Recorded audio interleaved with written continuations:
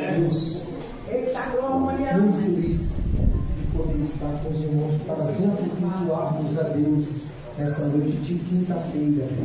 Glória a Deus. Deus abençoe a bispa, aos irmãos dessa casa, Deus abençoe aos obreiros, que Deus seja louvado na vida dos senhores. Traga a paz da igreja onde sou servido. A lembrar esse pai que os irmãos recebem. Amém! Glória a Deus. Você que pode, trouxe um exemplar da Bíblia Sagrada. Apocalipse, capítulo número 1. Glória a Deus.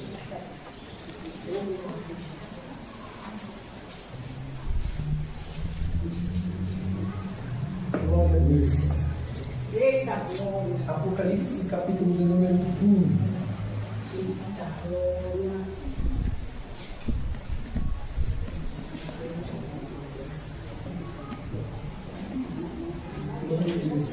Está quente, né, irmão? Está calor também. Estava tão bom esse friozinho que estava e agora esquentou.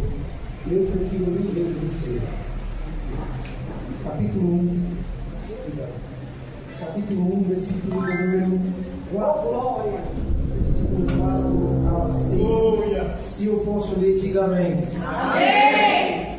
Está escrito assim: Eu, João, escrevo às 7 igrejas que estão na província da Ásia, que a graça e a paz lhes sejam dadas da parte de Deus, aquele que é, era e que há de vir, da parte dos 7 espíritos que estão diante do seu trono, e da parte de Jesus Cristo, a testemunha fiel.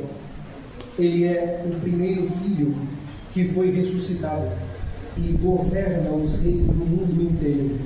Ele nos ama e pela sua morte na cruz nos livrou dos nossos pecados e fez de nós um reino de sacerdotes, a fim de servirmos ao seu Deus e Pai.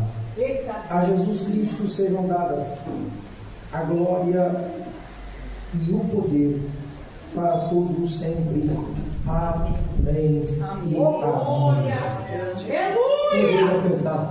Meu Deus! Glória a Deus! Aleluia! Jesus. Deus seja louvado! Aleluia! Glória a Deus. Queridos, eu sei que o tema dos senhores era em Neemias capítulo 6, versículo 3. Porém, Deus deu-me uma palavra e eu quero poder ministrá-la de maneira a qual sejamos edificados nessa noite. E eu quero falar com os senhores sobre este livro, o livro do Apocalipse, que se diz apocalípticos no grego, e o significado do livro é revelação. E infelizmente alguns olham para esse livro como um livro de sinônimo de caos. Porém, o verbo do Apocalipse, ou do nome do livro do Apocalipse, é descobrir, revelar, tornar manifesto. Esse é o propósito do livro do Apocalipse. Neste livro, o Espírito Santo ele abre as cortinas e dá o privilégio de ver Cristo glorificado. Eita glória! Ele desvenda o livro do Apocalipse e ele permite-nos ver Cristo glorificado, pois o intento, o fim pelo qual foi escrito este livro é revelar, manifestar. E o que ele manifesta? A glória de Cristo. Aleluia! O livro do Apocalipse é um livro aberto, no qual revela os planos de Deus para a igreja dele. É um livro aberto, que não é fechado. Quando Daniel estava escrevendo o livro pelo qual leva o seu nome, que também se encaixa no livro escatológico, que trata do futuro, é o livro Apocalipse. Deus diz a ele no capítulo 12, do versículo 4, sobre as coisas que haveriam de acontecer. Deus diz a ele: encerra as palavras e sela o livro, sobre as coisas do futuro. Mas João foi instruído a fazer o contrário: não seles, as palavras da profecia deste livro. Capítulo 22, versículo 10. E por que João é instruído a não selar, a não fechar, mas deixar aberto? É porque desde o Calvário, desde a ressurreição, desde a vinda do Espírito Santo, Deus iniciou os últimos dias. E conforme o versículo de número 3 do capítulo 1, ele diz: pois está perto o tempo em que todas essas coisas acontecerão. Então, João é instruído a não fechar, a não selar. Por que ele é instruído a não selar o livro? Porque ele já disse no versículo de número 3: o tempo está próximo. Quando Daniel teve as revelações lhes conferidas por Deus, Deus disse: sela, fecha, até os últimos dias. Só que quando João foi escrever o que lhe é manifestado, ele recebeu um privilégio: não seles, não deixe de falar. E é interessante que o versículo de número 3 diz que bem-aventurado é aquele que lê, é aquele que ouve as palavras deste livro. O que João está dizendo é: as coisas hão de acontecer, por isso não feche. Por que eu não devo fechar? Porque o versículo de número 3 diz: o tempo está próximo. O tempo está chegando. A profecia de João, em primeiro lugar, é uma revelação. Como eu já disse, o propósito do livro do Apocalipse é revelar, descobrir, tornar manifesto. Mas o que é que ele manifesta? Jesus Cristo. Ele não fala apenas das coisas que hão de acontecer, mas a revelação em si, o principal, o foco da revelação é Jesus Cristo. Não é sobre coisas que hão de acontecer apenas, mas é sobre a pessoa de Cristo Jesus. Toda profecia não pode ser separada do acontecimento, da pessoa deste acontecimento, pois o acontecimento do futuro só tem valor por causa da pessoa de Jesus Cristo. Por isso é a revelação de Jesus. Em Apocalipse, do capítulo 1 ao capítulo 3, Cristo é apresentado como rei e sacerdote exaltado, ministrando as igrejas. Nos capítulos 4 a 5, ele é apresentado como um cordeiro glorificado de Deus no céu, reinando no trono. Dos capítulos 6 a 18, Cristo é apresentado como o juiz de toda a terra. Já no capítulo de número 19, ele é aquele que volta à terra como rei dos reis e senhor dos senhores. O livro então ele encerra com a igreja nas bodas do Cordeiro, encerra com a igreja entrando na nova Jerusalém e gozando da eternidade com o Senhor. Esse livro ele é maravilhoso, porque ele apresenta somente a Cristo. E de que forma ele apresenta a Jesus? Glorificado no céu e honrado como ele deve ser. O homem que escreve este livro é o apóstolo João, e ele teve o privilégio de ter 3 revelações na Bíblia. O Espírito Santo deu a ele 3 livros. Primeiro, o Evangelho, após isso, as epístolas, e logo após o final, o Apocalipse. E em cada livro que ele escreve, ele nos apresenta alguma coisa da nossa fé, o que devemos fazer, sobre o que acontece conosco quando estamos em Cristo e como Cristo é apresentado.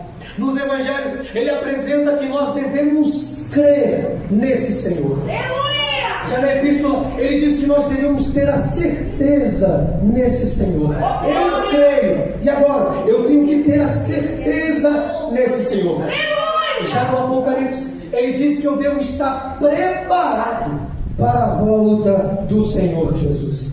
Nos Evangelhos, ele diz que a vida é recebida dele pela fé. Nas epístolas, ele diz que a minha vida é revelada na maneira que eu me comporto quando eu recebo essa vida. De que maneira eu me comporto quando eu aceito esse Senhor. Já no Apocalipse ele diz que a vida que é recebida dele, que eu vivo os padrões que ele me estipulou. Se eu vivo essa vida, a vida em Cristo é recompensada no Apocalipse. Então, no Evangelho ele apresenta a doutrina da salvação, salvos pela fé. Já na Epístola ele nos apresenta a doutrina da santificação. Ele me santifica, uma maneira pelo qual eu devo viver para agradar a Deus. Logo após, ele apresenta no Apocalipse a doutrina da glorificação. Então, primeiro, eu aceito esse Senhor, eu aceito a Cristo, e aquilo que ele me deixou escrito nas Escrituras, eu obedeço, eu escuto, eu pratico. E Tiago diz que nós não devemos ser apenas ouvintes no culto, mas praticantes da sua palavra. Jesus disse também que aquele que ouve as suas palavras e não pratica é como um homem que edifica a sua casa sobre areia, mas aquele que ouve e as pratica é semelhante àquele que edificou a sua casa sobre a rocha. Isso é maravilhoso. Eu recebo dele a vida. A minha vida é transformada em santificação até o dia do arrebatamento, quando eu for glorificado junto a ele no céu. Aleluia! E em cada um dos livros ele nos apresenta Cristo de uma maneira. No Evangelho ele é o profeta, lá nas epístolas ele é o sacerdote. Lembra o que João nos escreveu? Filhinhos, não pequeis, mas se pecardes, temos um advogado junto ao Pai, Jesus Cristo, o justo. No Apocalipse, ele nos apresenta o Rei soberano, dos quais os homens o rejeitaram e o deixaram para trás.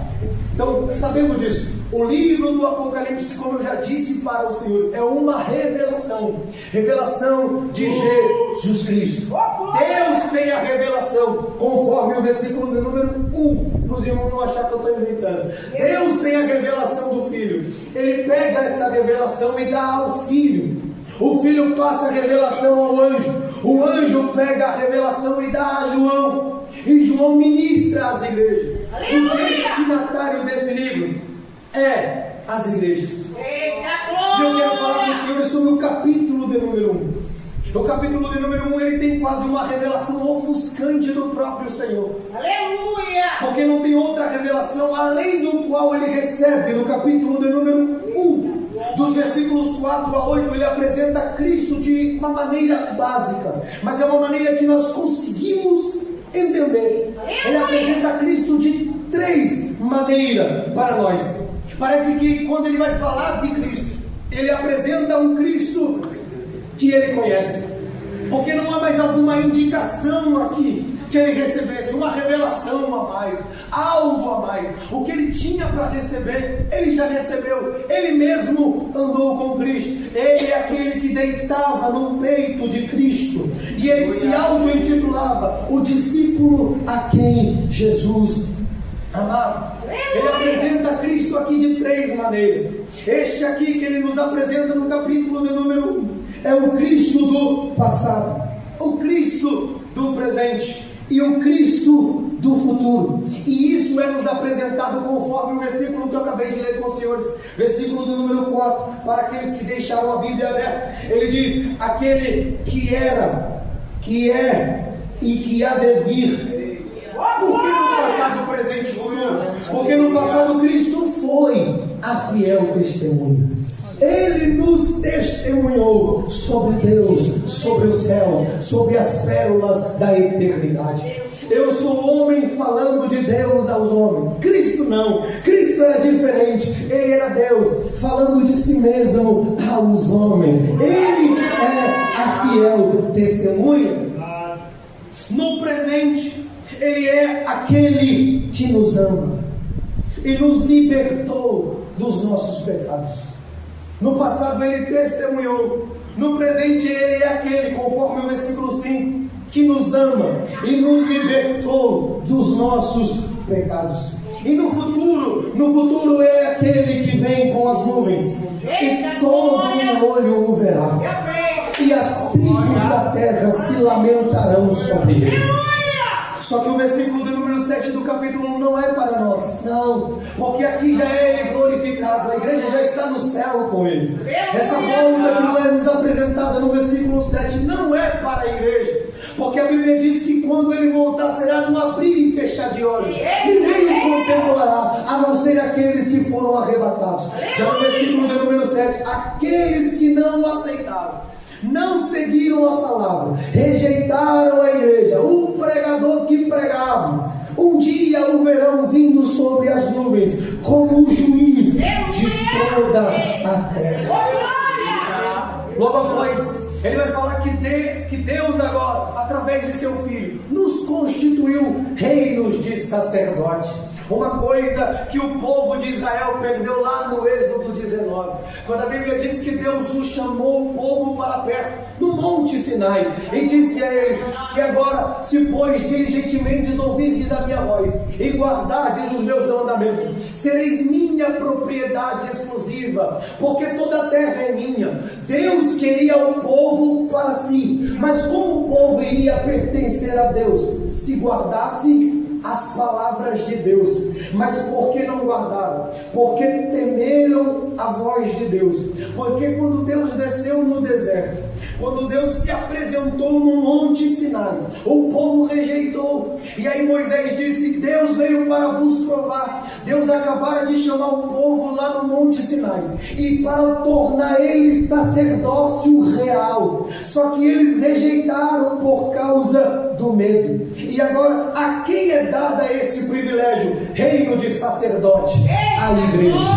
Todos nós aqui temos o privilégio de ser reino de sacerdote. Mas o que é ser reino de sacerdote? No Antigo Testamento apenas um adentrava no Santo dos Santos. É a mesma coisa que somente eu entrar aqui dentro e os irmãos ficarem lá embaixo esperando o culto terminar. Eu trazia um cordeiro, apresentava o meu cordeiro e o cordeiro dos irmãos, imolava o cordeiro, e Deus perdoava tanto o meu pecado e o pecado dos senhores. Só que os senhores não participariam do culto, os senhores estariam lá embaixo. Lembre-se de Lucas capítulo 1. Quem foi que entrou no templo? Zacarias. E o povo estava onde? Do lado de fora. Mas agora Deus nos fez reino de sacerdote. Isso é lindo. Sabe por que você está aqui? É porque você é reino de sacerdote. Você pode entrar aonde Deus está. Você só está aqui porque você fez parte de um reino de sacerdote. Então Cristo é nos apresentado de três maneiras. Ele nos é apresentado como profeta, fiel testemunho, sacerdote, primogênito dos mortos, e soberano dos reis da terra, pois ele é nos apresentado como rei. E quando ele diz aqui primogênito dos mortos, ele está dizendo aquele que ressuscitou primeiro. Mas é claro que houve outras ressurreições. Lázaro, a filha de Jairo, também o filho da viúva de Naim. Houve outras ressurreições, só que ele é o único a ressuscitar e permanecer vivo e receber um corpo glorificado. Por isso que a Bíblia diz: ele é o primeiro da ressurreição dos mortos. Nesse livro do Apocalipse, apenas é nos apresentado uma pessoa, Cristo Jesus. Há três pessoas na Trindade, o Pai, o Filho e o Espírito Santo, mas apenas um é nos apresentado. Quando ele apresenta Cristo, ele termina o versículo de número 6, que eu acabei de ler com os senhores. Quem deixou a Bíblia aberta, leia juntamente comigo. Ele diz: a Jesus Cristo sejam dadas a glória e o poder para todos sempre. Amém. Mas por que João está glorificando a Jesus aqui? Eu acabei de ler com os senhores o texto, no qual ele saúda as igrejas, e agora vai trazer uma doxologia, que é um louvor. Essa é a primeira, ou o primeiro louvor apresentado. João foi exilado da igreja. João foi deixado de lado. Olha o versículo de número 9. Eu sou João, irmão de vocês, unido com Jesus. Tomo parte com vocês do reino e também em apresentar o sofrimento com paciência. Eu estava na ilha de Patmos, para que onde havia sido levado por ter anunciado a mensagem de Deus e a verdade que Jesus revelou. Ou seja, por ele ter pregado a Jesus, por ele ter ministrado sobre Cristo, ele é afastado da igreja. Ele é tirado da Ásia e é colocado lá numa ilha de Patmos. E enquanto ele está nessa ilha, a Bíblia diz que o céu se abriu a ele e uma revelação é lhe dada das mãos do anjo. E quando ele recebe essa revelação, ele começa louvando a Deus, dizendo: graças sejam dadas a Jesus Cristo, glória e poder para todo sempre. Mas por que João está louvando? Ele está exilado. Ele estava igual o Paulo, preso no cárcere, mas ele achou motivos para louvar a Deus. Ai, irmão, quem permanece na presença do Senhor, independente das circunstâncias, consegue, irmão, consegue louvar a Deus. Até o salmista diz: na minha angústia clamei ao Senhor e Ele me ouviu. Mas o que eu quero falar com os senhores é sobre 2 pontos no louvor de João. Lembre-se que ele está exilado. Até o próprio Jesus, antes da cruz, conseguiu louvar o hino na ceia. E João também vai fazer a mesma coisa. Está exilado, está sozinho, mas ele tira ânimo para louvar a Deus. Eu quero falar sobre 2 motivos, ou sobre o que motivou João a louvar. O primeiro motivo que levou João a louvar é o grande amor do Senhor. Olha o versículo de número 5. Ele nos ama. Ou em outras traduções, aquele que nos ama. Aleluia! João está deixando claro que Jesus nos ama. E quando a Bíblia apresenta o amor de Deus, é algo que a compreensão humana não consegue assimilar. É um amor imensurável, é um amor incalculável. Charles Spurgeon disse que eu consigo compreender a misericórdia, eu consigo compreender a graça. Misericórdia, eu mereço receber algo, só que Deus não me dá aquilo que eu mereço. Graça, eu não mereço, mas Ele me concede. Misericórdia, eu mereço o juízo, mas Ele não me mata. Eu não mereço a vida, mas Ele me concede. Charles Spurgeon consegue entender isso. Mas quando se trata do amor de Deus, eu não consigo compreender. Um amor que não trata conforme a gente merece.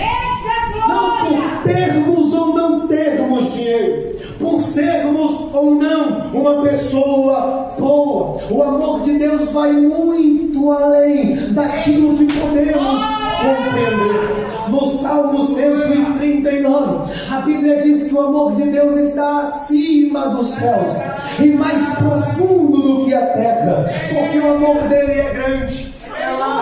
Não dá para compreender. O amor dele é poderoso demais, irmãos. É um amor grandioso.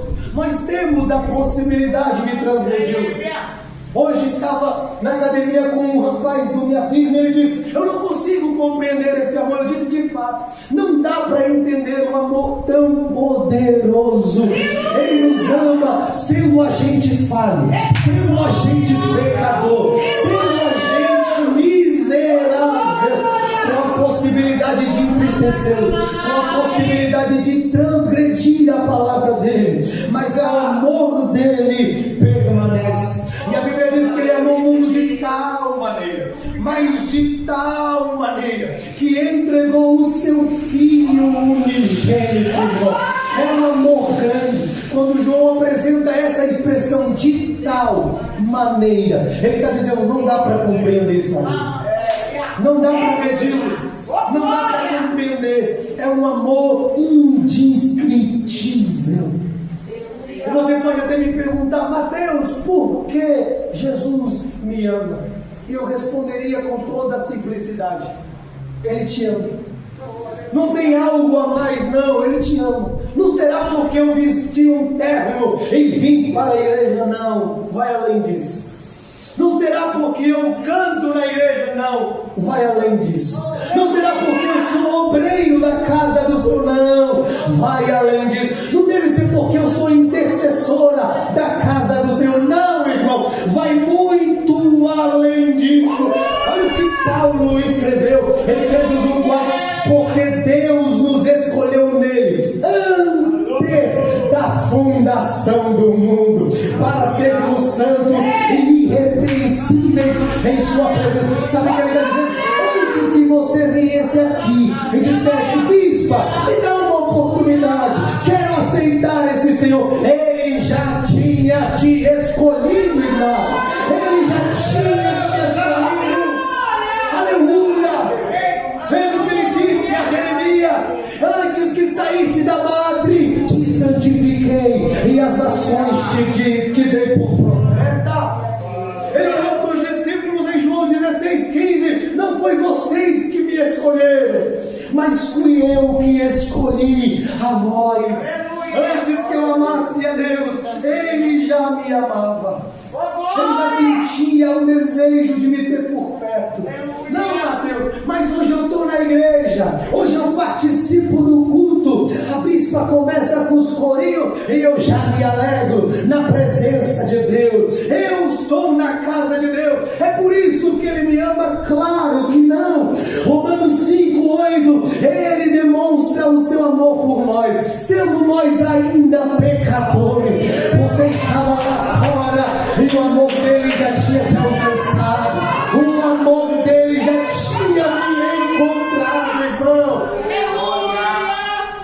Eu nem tinha aceitado a Ele, mas Ele já olhava para mim com um olhar de amor, com um olhar de amor. Eu não tinha nem ouvido a mensagem do Evangelho, mas Ele já tinha me amado e morrido na cruz do Calvário. Eu não tinha nem confessado que Ele era o meu Salvador, mas Ele já me amava. Tem gente que chega na igreja e diz: eu tenho que fazer para merecer o amor de Deus. Eu preciso servir e Deus vai me amar mais. Eu preciso pregar e Deus vai me olhar diferente daqueles que estão sentados na igreja.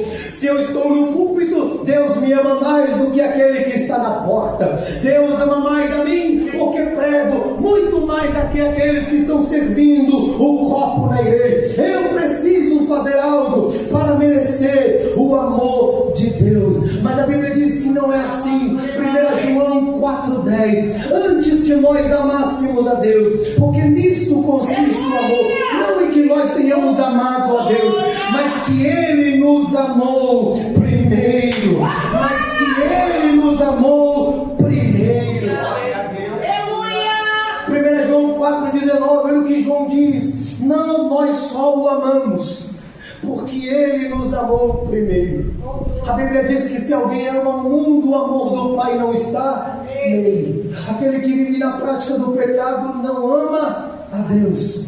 Mas e aquele que ama a Deus e não vive na prática do pecado?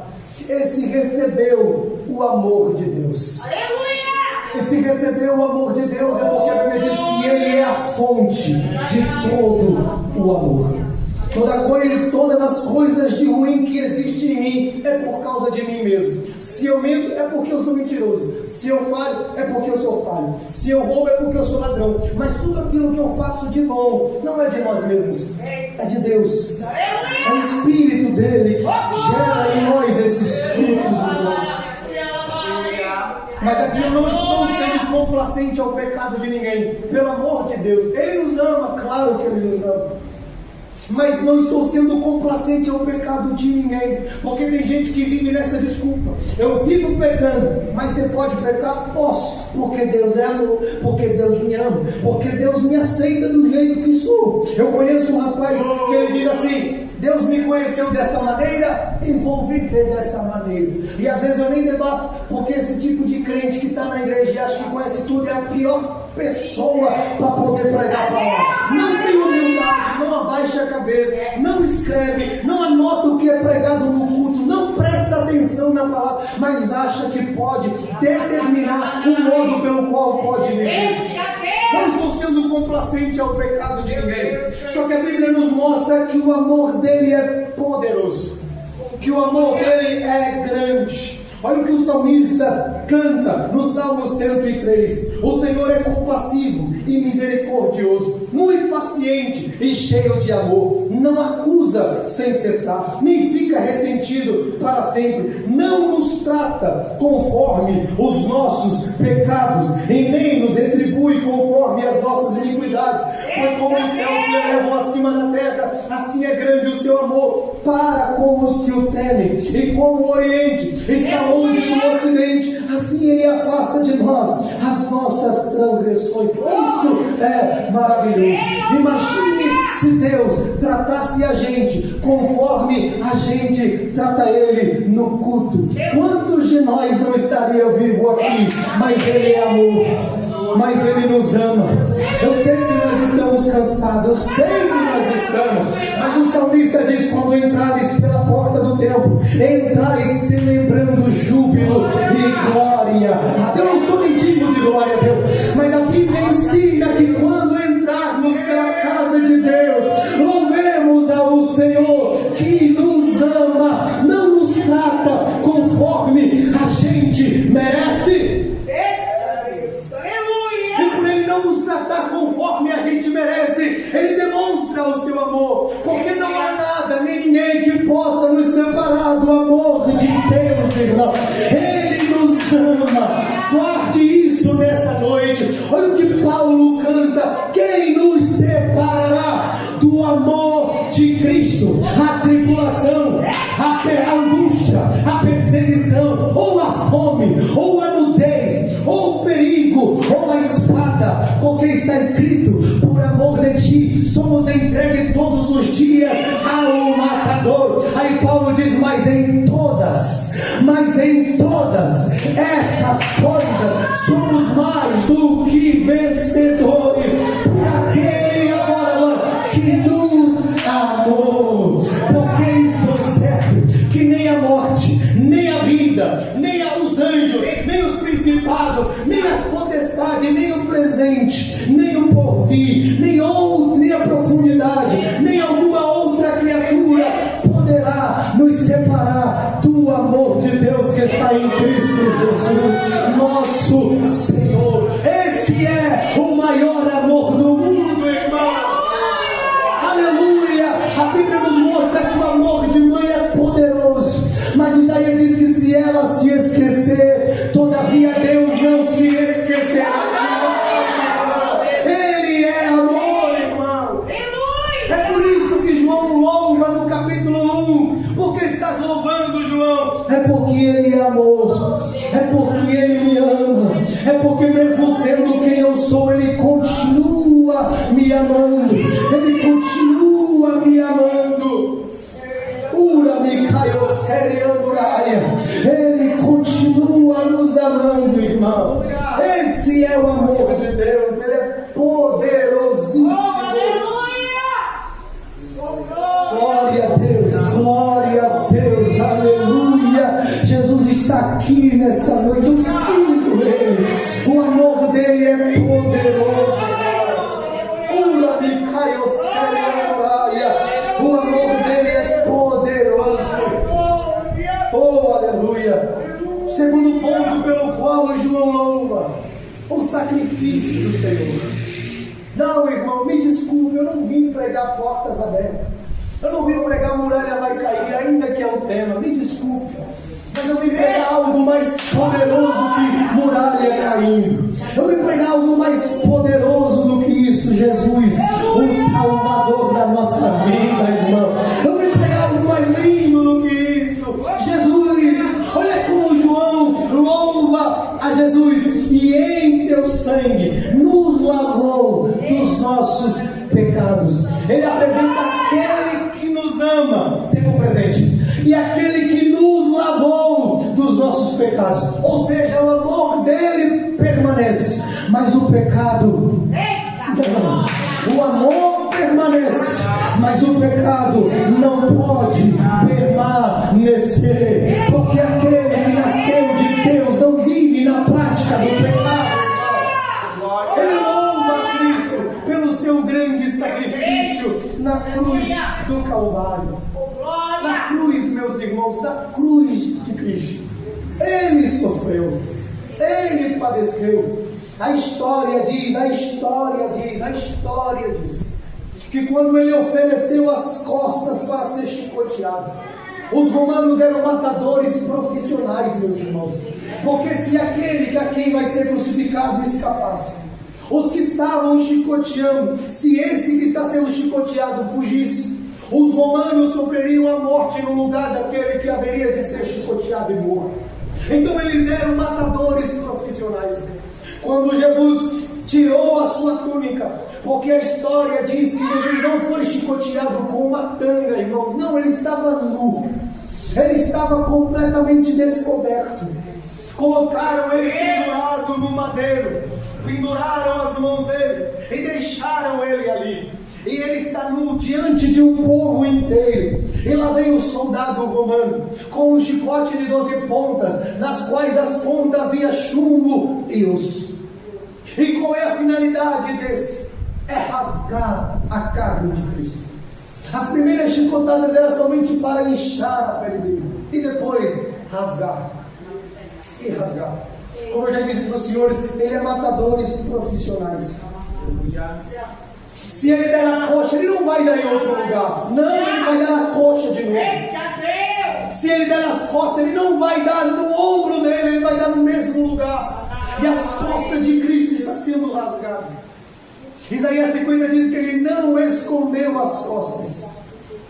Isaías 52 diz que a barba dele foi arrancada. E Paulo diz que dificilmente alguém morreria por uma pessoa ruim. Até pode ser que por uma pessoa alguém se arrisque de morrer, mas por uma pessoa ruim, nunca, jamais alguém morreria. A nossa sentença já estava pronta, irmão. A fornalha já estava acesa, a espada de Deus já estava afiada. E nós sofreríamos a condenação no lugar de Jesus, mas Ele tomou o nosso lugar. Era para nós sofrer, era para nós padecer. O juízo se aproximava, o juízo estava vindo para nós. E tudo que Jesus passou, irmão, nós recebemos dele uma justificação, porque ele toma o nosso lugar no Calvário. Aleluia! Se você ler a Bíblia, você vai ver que enquanto ele passava pela via dolorosa, as mulheres choravam e outros escarneciam. E a história diz que alguns até chegavam a esbofetear o nosso Senhor. Queridos, as chicotadas, ele já derramara quase todo o seu sangue. E a prova que dele derramou todo o seu sangue é que quando transpassaram ele, o texto diz que jorrou água e sangue. Derramou todo o seu sangue na cruz do Calvário. E enquanto ele está na cruz, ele recebe os pecados de todo o mundo, a ponto de ele bradar: Deus meu, por que me desamparaste? Eita Deus! É porque naquele momento ele foi afastado do Pai. Quando ele pede lá no Getsemane: faça-se a tua vontade, mas afasta de mim esse cálice. O cálice era a separação do Pai. Aquilo que os ímpios vão sofrer no inferno, Jesus passou no Calvário. A separação do Pai. E olha o que Paulo diz em 2 Coríntios 5:21: aquele que não conheceu o pecado, o fez pecado por nós. Não pecador, o fez pecado. A essência do pecado do mundo inteiro foi posto sobre ele. Não apenas os pecados do passado, e não apenas do presente, mas também os pecados do futuro. Foi tudo enxertado nele. E não quer dizer que Deus tenha tornado o pecador, mas ele se tornou pecado.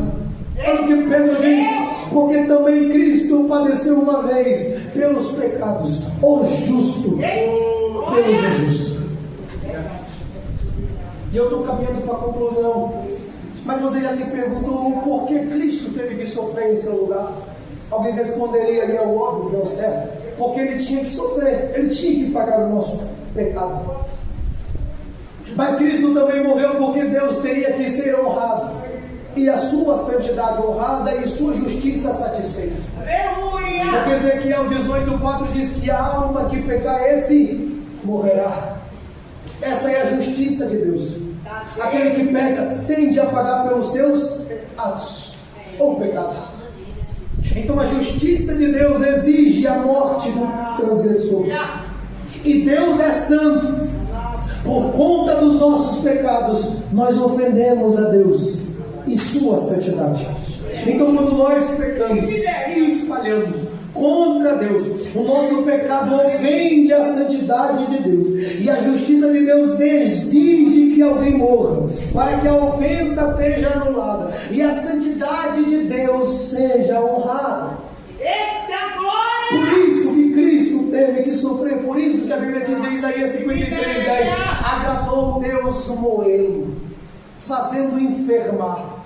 Agradou Deus moê-lo, porque na morte de Cristo sua santidade está sendo honrada e sua justiça está sendo satisfeita. Ele permanece santo e justo. Ele permanece santo e justo. Mas por que João aqui está louvando a Deus? Por causa do seu sacrifício no Calvário. Não há uma canção melhor do qual nós possamos nos apossar nessa noite. Ele nos ama e perdoou os nossos pecados lá na cruz do Calvário. Não existe louvor melhor. Olha como ele termina o versículo do número 6. A Jesus Cristo sejam dadas honra e poder para todos sempre. Amém. Esse mundo tem que ouvir esse louvor da sua boca, irmão. Ele nos ama e nos perdoou os nossos pecados. Você quer um milagre nessa noite? Se você quer, levante a mão. Se você quer um milagre, levante a mão. Um milagre maravilhoso. Ele já te salvou. Quer um milagre poderoso? Ele te fez nova criatura dele. Quer um milagre poderoso mais ainda? Ele transformou o seu caráter. Quer um milagre maior ainda? O Espírito dele está em você. Quer um milagre maior ainda? O Espírito que está em você vai te conduzir às moradas celestiais com Deus. Esse é o maior milagre que nós poderíamos comprar. Qual é o milagre? Ele me salvou, ele me perdoou, ele me purificou lá no Calvário. Esse é o poder de Deus, esse é o amor de Deus. Ele nos ama. Você pode dizer após mim: ele nos ama. Me ajuda. Não, irmão, mais forte. Ele nos ama. Não, irmão, para ficar bonito. Ele nos ama. Mais forte. Ele nos ama. Só para quem conhece Bíblia. Se Deus é por nós, se Deus é por nós, o diabo não pode nos acusar. Ninguém pode condenar o nosso passado. Por que, pregador? Porque ele me ama e já me perdoou os pecados do Calvário. Aleluia! Não há barreira. Ele já rasgou o véu do templo e nós estamos aqui nessa noite para louvarmos Jesus Cristo, o nosso Senhor. Ele nos ama. Se coloque de pé nessa noite glorificando a Deus, irmão. Ó Senhor da glória, eu preguei a sua palavra e somente a sua palavra, meu Deus. Que esse povo saia daqui, meu Pai amado, pensando, meditando com a palavra do Senhor nos seus corações. Não permita que o Satanás, meu Pai, que o inimigo roube a semente colocada no coração dos teus filhos, mas que eles guardem essa palavra e digam: ele me ama, ama e me perdoou dos meus pecados. Pai, abençoa essa igreja, os membros dessa igreja, os líderes dessa casa, que eles nunca se esqueçam que o Senhor os ama e já os perdoou os pecados há 2000 anos atrás. Assim, eu agradeço a minha oportunidade. Uma salva de palmas ao Senhor Jesus.